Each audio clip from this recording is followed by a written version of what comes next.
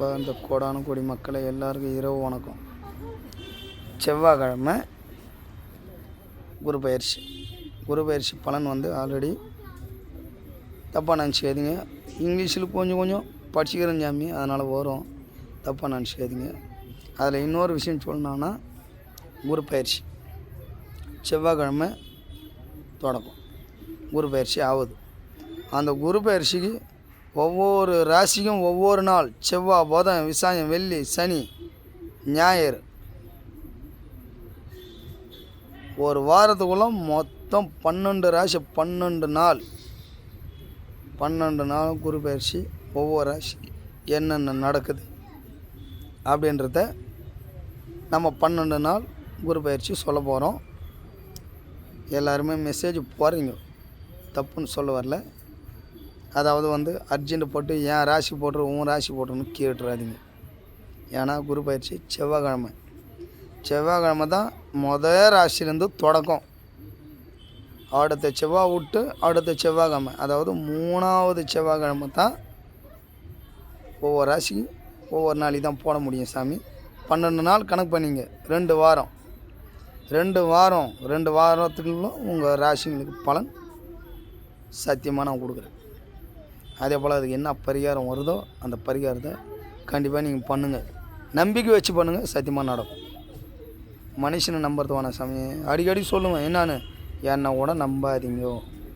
ஏன்னா நான் அது போல் நம்பி தான் இப்போது ஒரு 3 மாதமாக, ஜனவரி, பிப்ரவரி, மார்ச் 5ஆம் தேதி தான் வெளியே வந்தேன். கூட கேரவனில் கூட பிறந்தவங்க கூட சரியில்லை சாமி. சொல்கிறேன் கேளுங்க, நம்ம பெற்றவங்க கூட நம்மளை வளர்க்குற மூட்டம் தான் அவங்க கூட உண்மையாக இருக்கிறாங்க. அதாவது நம்மளுக்கு புத்தி தெரியாத வரைக்கும், புத்தி தெரிஞ்சு போச்சுன்னா அவங்களே கூட மாறுறாங்க.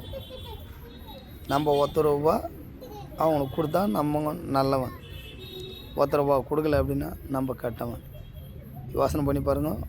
பார்த்தீங்களா, எப்போட ஒரு ரூபம் போகுது பாருங்கள்.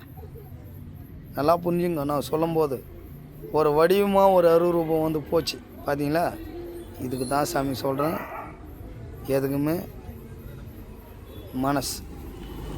அதுக்கோசரம் எல்லாருமே கட்டமாக நினச்சிடாதீங்க. ஒரு நிமிஷம் உட்காந்து யோசனை பண்ணி பாருங்கள். மனுஷனை நம்பாதீங்க, தெய்வம் என்றைக்குமே நம்மளுக்கு துணை இருக்கும் சாமி. அதுக்கு முன்னாடி நம்ம குல தெய்வம் நிச்சயமாக நம்மளுக்கு துணை இருக்கும். நம்ம பெற்றவங்க நம்மளுக்கு கெட்டது பண்ணால் கூட அவங்க காலில் வீழ்ந்து வணங்குங்க. அப்போ அவங்க உணர்வாங்க, அவங்க தப்பு பண்ணாங்களா, இல்லை நம்ம தப்பு பண்ணியிருந்தால் அவங்க காலில் வீழும்போது அந்த பாவம் ஒழிஞ்சு போகும். அதே போல் அவங்க அந்த நேரம் உணரும்போது, ஐயோ அந்த புள்ளைய விட இந்த புள்ள உண்மை அப்படின்றத அவங்க உணரலாம். ஒரு பட்சம் நினச்சி பாருங்கள். அதுக்கோசரம் பெற்றவங்களை ஒதுக்கிடாதீங்க.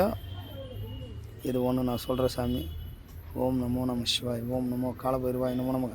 ஓம் நமோ கோரக சித்தராய நமோ நமக. ஓம் நமோ காளிகாய நமோ நமக. ஓம் நமோ கோரக சித்தராய நமோ நமக. ஓம் நமோ குலமுனி குருதேவாய நமோ நமக.